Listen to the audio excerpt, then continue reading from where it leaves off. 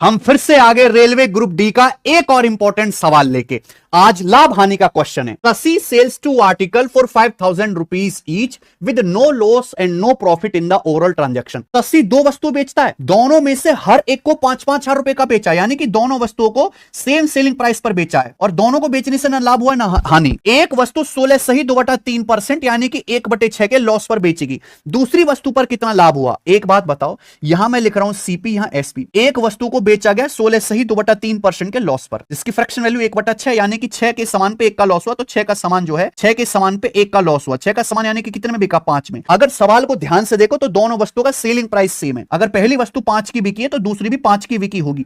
लेकिन सवाल का लॉजिक यह है कि पूरे ट्रांजैक्शन में ना लाभ हुआ ना हानि हुआ। इसका मतलब यह कि अगर एक वस्तु पे 1 का लॉस है तो दूसरी वस्तु पे 1 का प्रॉफिट होगा मेरे भाई। 1 का लॉस 1 का profit, overall no profit no loss हो गया। 1 का प्रॉफिट हुआ, 5 का बिका, तो यानी कि समान का सीपी कितना होगा? 4 रहा होगा। 4 पे अगर 1 का प्रॉफिट हुआ है मेरे भाई तो कितना प्रॉफिट हो गया? ये 1/4 25%, यानी कि दूसरी वस्तु को 25% लाभ पर बेचा गया। बेस्ट तरीका है ये, करके बताओ रेशियो मेथड से।